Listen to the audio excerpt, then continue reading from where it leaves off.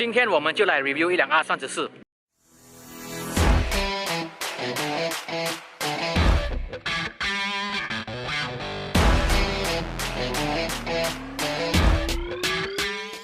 今天我身后就有辆 ER34，这辆是没有错的话，正式的 code 应该是 ECR34，因为这个是一辆4门的34，所以这个34我没有记错的话是比较少见的，多数会见到是2门的34 GTT， 这个是4门版。然后这款我没有错的话是想当年的 D1 Nomura Ken 把这辆车驾到蛮出名一下的。所以现在就让我讲一点这辆车的目的。所以这个车主把这辆车做起来的目的是因为他纯粹要拿这辆车来玩漂移，所以这个就是他的漂移车。所以现在我们就先来看看那个引擎室内到底车主做了什么东西。所以这辆34就搭配了 RB25 Neo 的引擎。这辆车主一买回来的时候是走这个 NA 的 RB25， 然后是自排的，所以这个是过后车主再买一个 Half Cut 把它移植下去，所以现在已经是换置了这个25 Turbo， 而且是手压的了。所以目前看到这个车主一路来是有点 OCD 的，所以他都把东西顾得很干净，而且弄到都很美很干净。然后这个引擎以我所知道是车主根本就没什么大改，因为它的目的只是要能够驾去玩漂移，漂了一整天再驾回家不要有问题的一辆车，所以都是做些很小的而且是必要的改装而已，比如这个air filter， 然后后面那个 wastegate跟前置的 intercooler， 然后我蛮喜欢的一个东西就是这个，这个是对我讲是蛮可爱的一样东西。这个的最大的目的就是因为当你玩漂移的时候，你的方向盘是在左右的打转，所以那个 power steering fluid 会很热，所以有时它会 overflow 喷出来，所以这个就是避免它喷出来漏在地上。内装方面的话，这辆34也保持蛮原装的啊。唯一车主没有错的话是车主也有换过这个 dashboard， 因为之前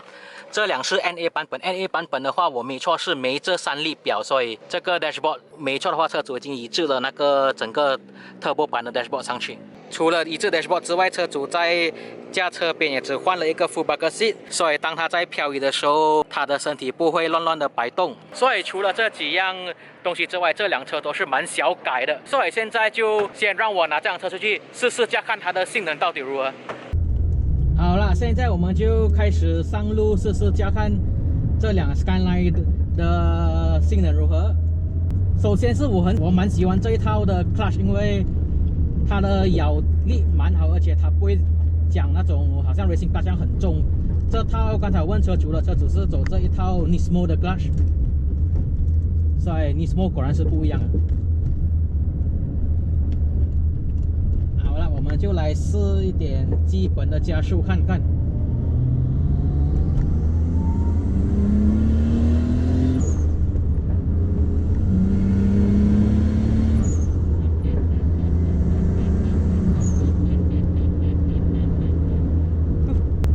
如果你讲扭力方面的话，我就觉得还好，它不会讲你一踩油，它的 boost 一进来，你就会一直这样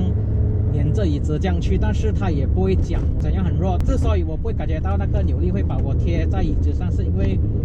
很大可能是因为这辆车是走这原装的涡轮，而且还是走这原装的 boost， 就是大概 0.7、0.88 而已，没有讲很大的 boost。 就好像刚才我所讲的，车主的目的是要一个好玩然后不会出事的车。然后避震器方面的话，现在我在路上这样加油，凹凸不平都蛮舒服的，因为这个车主本身也是玩车玩了10多年的，所以他对车的 setup 之类的蛮熟悉，尤其是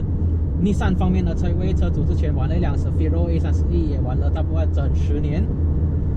所以这个34车身也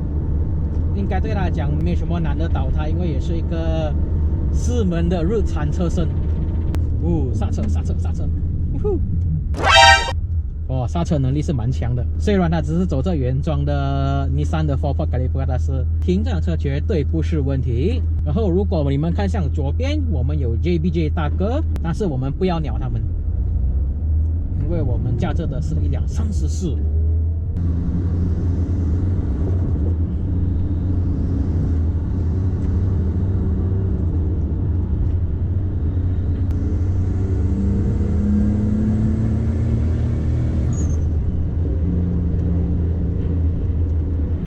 所以在 review 这个34之前呢，我就有问过车主讲 ，review 的当天可不可以拿这个34来做一点基本的漂移的东西？这个车主就竟然骂了我讲，漂移哪里有所谓基本的？他讲他的车没有所谓基本的，你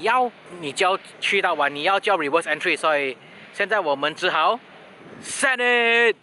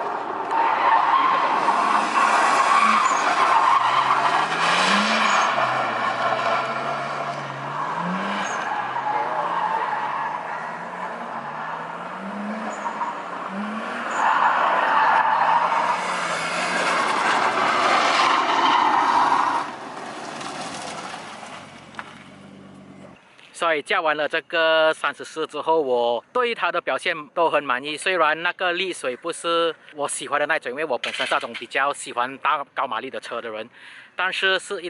绝对是一辆很好驾而且很好玩的一辆车。漂移来讲的话，也蛮容易，因为它的 wheelbase 比较长，所以 wheelbase 比较长的车呢，当你把它一甩出去的时候，你就会有比较多的时间来 counter， 它不会讲突然间 snap 的太过快，所以它会比那种wheelbase 短的车容易抓的很多。然后也要多谢这个车主肯让我拿车来甩尾，然后现在他轮胎完了，所以他正在要换轮胎。换了轮胎过后，我们继续在这里再玩多一阵子。所以很多谢车主今天竟然拿车出来让我 review 跟试驾。好了，对这辆车来讲，我也没有什么好嫌弃的，因为这个算是蛮原装的一辆车，只是换了 adjustable 的避震器跟一些需要的东西而已，也没有怎样大改大做。所以甚至这辆车angle 也是原装，完全没有angle kit， 没有任何的东西。接下来如果车主还有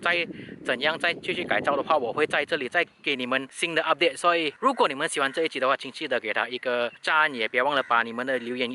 放在以下留言上，也记得把这个影片给分享出去，然后也别忘了订阅我的 YouTube channel。我们下一集再见。